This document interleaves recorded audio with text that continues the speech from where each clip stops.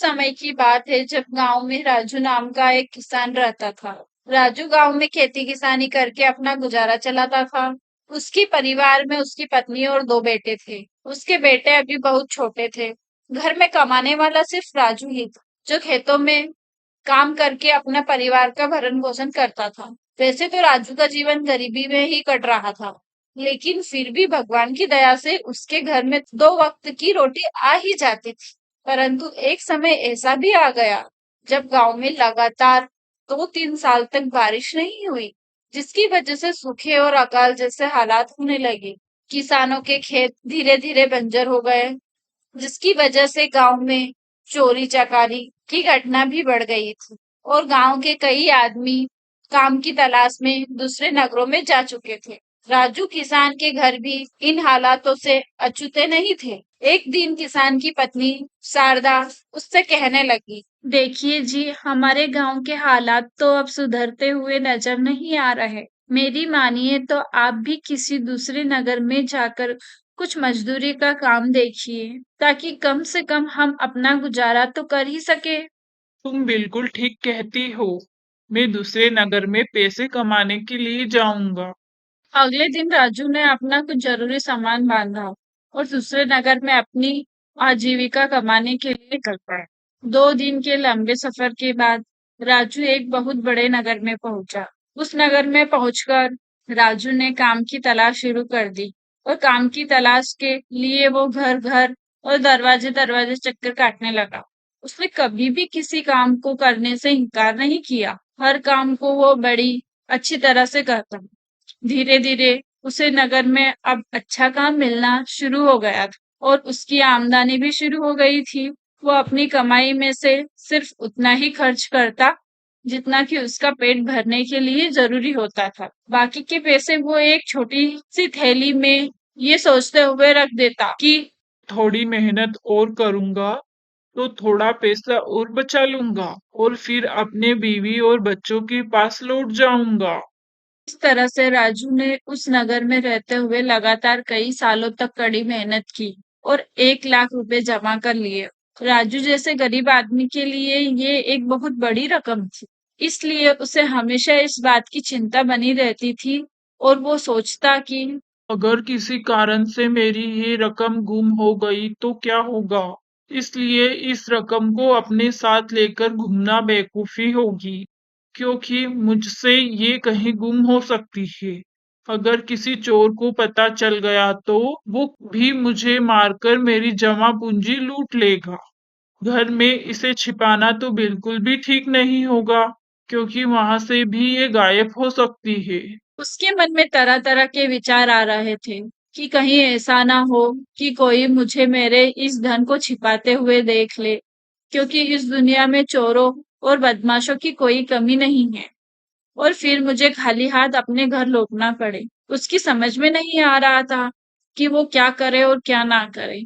आखिरकार उसने ये तय कर ही लिया कि मैं अपने 1 लाख रुपए इस नगर के सबसे मशहूर साहूकार से टोपी चंद के पास रख दूंगा। उस नगर के लोग कहते थे कि वो एक बहुत ईमानदार और नेक आदमी है। राजू ने मन में सोचा कि उसकी रकम साहूकार टोपी चंद के पास बिल्कुल सुरक्षित रहेगी।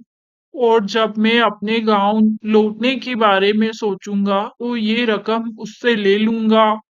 इस तरह से राजू ने अपने मन में कई तरह के तर्क वितर्क किए और ये सोचता हुआ वो साहूकार के पास जा पहुंचा। जब राजू साहूकार के पास पहुंचा तो साहूकार ने उसे ऊपर से नीचे तक देखा और पूछा कि तुम यहाँ पर किस लिए आए हो?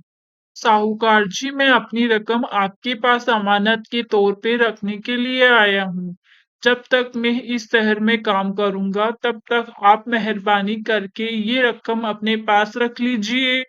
मैं अपने गांव जाऊंगा तब ये रकम आपसे ले जाऊंगा। साहूकार ने वो थैली ले ली और फिर बहुत गंभीर होकर बोला, अरे भाई, मैं तो खुशी से ये काम करने को तैयार हूँ। अपनी रकम को सुरक्षित रखने के लिए तुम्हें इससे बेहतर जगह कहीं मिल ही नहीं सकती है।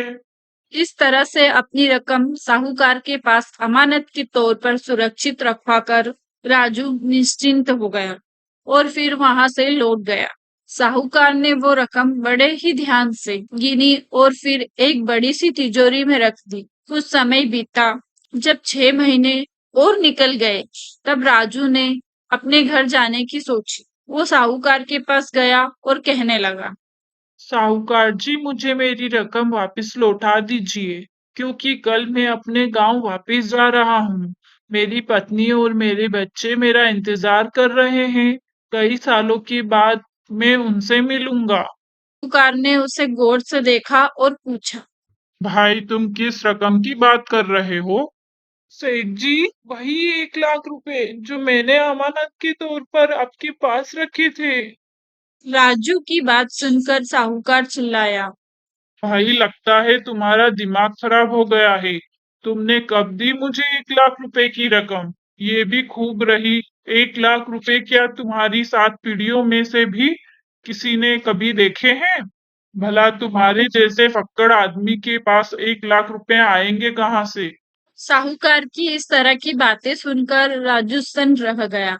लेकिन फिर उसने अपने आप को संभालते हुए साहूकार को याद दिलाने की कोशिश की कि कब वह रकम उसके पास लेकर आया था। वो काफी देर तक साहूकार को समझाता रहा, मगर साहूकार ने उसकी एक न सुनी और गुस्से में पैर पटकते हुए उसने अपने नौकरों को आवाज दी। अरे, कोई है? इस उठाई गिरे को यहाँ से मार पीट कर भगा दो। मेरे घर से इसे बाहर निकालो। साहूकार के नौकर गरीब राजू पर टूट पड़े और बड़ी ही बेरहमी से उसकी पिटाई करके घर से बाहर निकाल दिया। बेचारा राजू हाथ मलता हुआ और आंसू बहाता हुआ बाहर सड़क पर चला जा रहा था। वो अपने आप से कहने लगा, मेरी सारी मेहनत गई। मेरी सारी जमा पूंजी लूट गई। अब अपने परिवार के पास में क्या मुंह लेकर जाऊंगा? लालची साहूकार ने मुझे लूट लिया। तरह से वो रास्ते पर चला जा रहा था कि तभी रास्ते में उसके पास से ही एक औरत गुजरी। जब उस औरत ने राजू को रोते हुए देखा, तो पूछने लगी, क्या बात है भाई? तुम हट्टे कट्टे मर्द होकर बच्चों की तरह रो क्यों रहे हो? गरीब राजू बड़े ही दुखी स्वर में बोला, बहन, काश तुम्हें ये मालूम होता कि मेरे साथ कैसा धोखा हुआ है। मैं कई वर्षों से अपनी ताकत से भी ज्यादा काम कर रहा हूँ। ना कभी भरपेट खाया और ना कभी नींद पूरी की। बड़ी ही मुश्किल से मैंने 1 लाख रुपए बचाए थे, लेकिन अब मैं अपनी रकम खो चुका हूँ। अगर तुम्हें मालूम हो कि मेरे साथ क्या हुआ, तो तुम मुझे इस तरह से फटकार नहीं लगाओगी। अच्छा, बताओ तो सही, तुम्हारे साथ क्या हुआ है?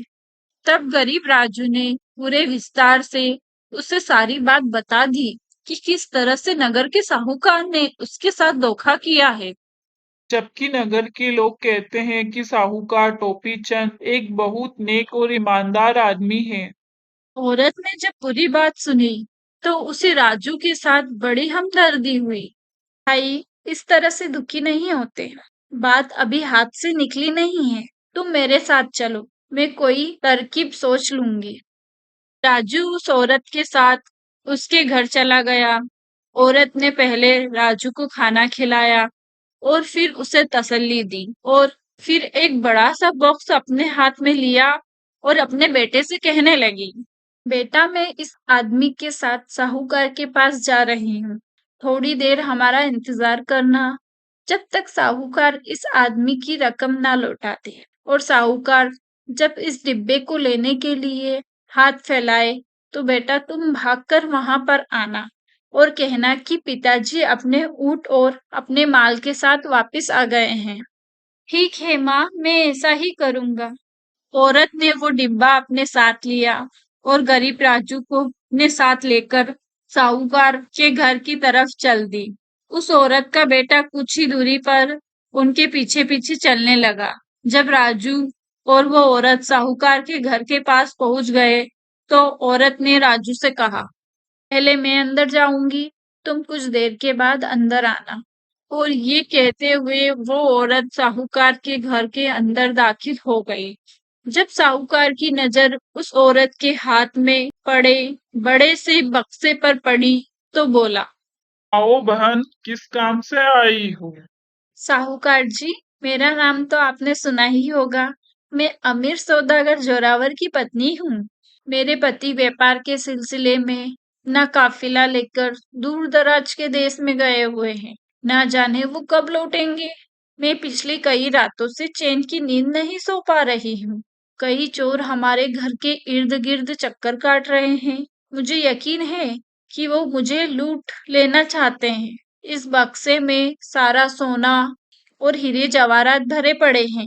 ये बहुत ही भारी है और मैं बहुत ही मुश्किल से उठाकर लाई हूँ। मैं चाहती हूँ कि आप इसे अपने पास हिफाजत से रख लें। जब मेरा पति लौट कर आएगा तो मैं खुद इस बक्से को लेने आ जाऊंगी या फिर मेरे पति ही इससे लेने के लिए आएंगे। साहूकार ने डिब्बे को उठाकर देखा तो उसे वो डिब्बा काफी भारी लगा। लालच के कारण उसके हाथ कांपने लगे। उसने सोचा, इस डिब्बे के अंदर लाखों रुपए की दौलत होगी और इसके अलावा हीरे और जवाहरात भी होंगे। मैंने सुना है कि जोरावर एक बहुत अमीर आदमी है। उसने औरत से कहा, अच्छी बात है बहन, मैं तुम्हारी दौलत अपने पास अमानत के तौर पर रख लूंगा। तुम मेरा विश्वास करो कि ये बक्सा यहाँ पर बिल्कुल सुरक्षित रहेगा। तुम्हें एक एक रुपए ज्यों का त्यों मिल जाएगा।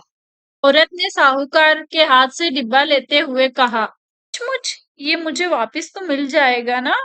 में तो कोई शक की बात ही नहीं है। सारे नगर को पता है कि मैं कितना ईमानदार और नेक आदमी हूँ। ठीक उसी समय राजू अंदर आ गया। उसे देखकर साहूकार बहुत खुश हुआ, जैसे भगवान ने राजू को यहाँ पर भेज दिया हो। साहूकार अपने मन में सोचने लगा कि इस औरत के सामने अपनी ईमानदारी का सबूत पेश करने का यह सबसे बढ़िया मौका है। मैं इस भिखमंगे को इसके 1 लाख रुपए लौटा देता हूँ और इस औरत से रुपये और जेवरातों से भरा हुआ यह डब्बा ले लेता हूँ। इस काम के लिए मुझे 1 लाख रुपए कुर्बान करने पड़े तो कोई बात नहीं। फिर साहूकार उस औरत से बोला, मैं फिर से दोहराता हूँ कि मेरे घर से अधिक सुरक्षित और भरोसे की जगह और कोई नहीं है। तुम्हारे घर के मुकाबले ये डिब्बा मेरे पास कहीं अधिक सुरक्षित रहेगा। जब तुम्हारा पति वापस लौट आए या जब तुम खुद चाहो आकर अपने डिब्बे को वापस ले जा सकती हो।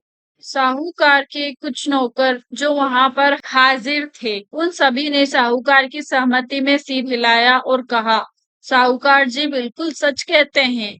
इनके हर शब्द पर भरोसा किया जा सकता है।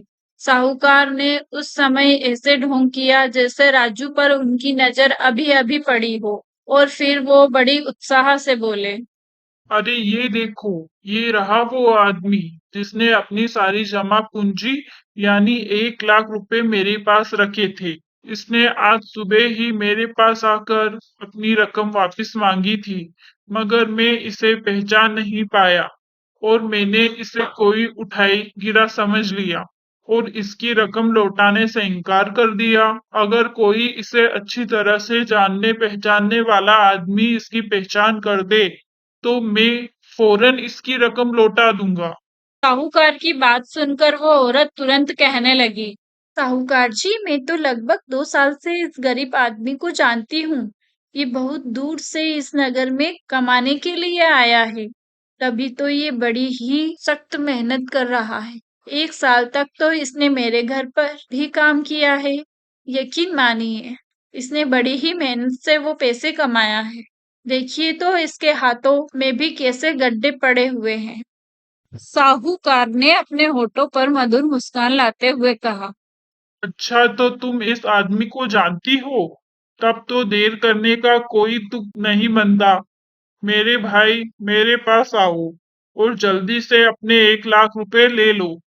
फिर साहूकार ने अपनी तिजोरी खोली, उसमें से रकम निकालकर 1 लाख रुपए गिने और राजू को वापस लौटा दिए और फिर उस औरत से कहने लगा, बहन, अब तो तुम्हें पक्का विश्वास हो गया होगा कि लोगों की दौलत मेरे पास बिल्कुल सुरक्षित है।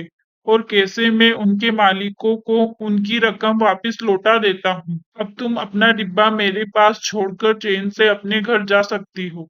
और फिर साहूकार ने डिब्बे को अपने हाथ में लेने के लिए अपने हाथ आगे फैला दिए। ठीक उसी वक्त उस औरत का बेटा गली में से दौड़ता हुआ आया और बोला, माँ जल्दी घर चलो, पिताजी अपने ऊँट और माल लेकर घर वापस आ गए हैं और तुम्हारा इंतजार कर रहे हैं। वो औरत हैरान होने का नाटक करते हुए बोली, अच्छा, ये बात है। अब तो मेरे पति लौट आए हैं, तो मुझे चोरों का बिल्कुल भी डर नहीं है। वो हंसकर कहने लगी, मेरे पति साहूकार के बिना भी अपनी दौलत की देखभाल कर सकते हैं। इतना कहकर उस औरत ने अपना डिब्बा संभाला और साहूकार के घर से बाहर चली गई। वहां से निकलने के बाद वो औरत राजू से कहने लगी, मेरे भाई, इंसान को कभी इतना मायूस नहीं होना चाहिए। याद रखो, दुनिया में ऐसा कोई भी मक्कार या चालाक आदमी नहीं है जिसकी मक्कारी या चालाकी हमेशा कारगर हो सके। अब तुम अपने घर जाकर चैन की बंसी बजाओ। यहाँ पर बहुत भटक लिए। इस अजनबी इलाके से जाओ और अपने खून पसीने की कमाई खर्च करो, खूब मौज करो। बहन, आज तुमने मेरी इतनी सहायता की है। इस अनजान शहर में भी तुमने मुझ जैसे गरीब आदमी का साथ दिया। सच में मेरी कोई सगी बहन भी होती तो मेरी इतनी सहायता न करती। और फिर राजू उस औरत से विदा लेकर अपने गांव की तरफ चल दिया। दूसरी तरफ वो साहूकार गुस्से से आग बबूला हो रहा था। गुस्से से पैर पटकने लगा और निराशा के मारे उसका बुरा हाल था। कहने लगा, फूटी किस्मत, मेरा तो बेड़ा गर्क हो गया। बेड़ा गर्क हो सौदागर का। उसे इसी वक्त आना था। सिर्फ 1 घंटा और देर से आ जाता तो उसका क्या जाता। सारा किस्सा ही खत्म हो जाता। दौलत से भरा हुआ वो डिब्बा मेरा हो चुका होता और मेरी दौलत कई गुना बढ़ गई होती। हाय रे मेरी फूटी किस्मत। इस तरह से वो बार-बार अपनी किस्मत को दोष देता रहा, जबकि राजू 2-3 दिन के लंबे सफर के बाद सुरक्षित अपने गांव में पहुंच गया। इतने लंबे समय के बाद जब वो अपने परिवार से मिला, तो राजू बहुत खुश था। तो दोस्तों, मुझे पूरा यकीन है कि आपको ये कहानी अच्छी लगी होगी। इसी तरह की कहानियां देखने के लिए आप चैनल को सब्सक्राइब कर लीजिए। वीडियो अच्छी लगी हो तो लाइक कीजिए, क्योंकि आपका एक लाइक हमारे लिए बहुत कीमती है। और साथ ही अपने बेशकीमती कमेंट करना बिल्कुल मत भूलिए। Thank you. आपसे मिलती हूँ अगली कहानी में।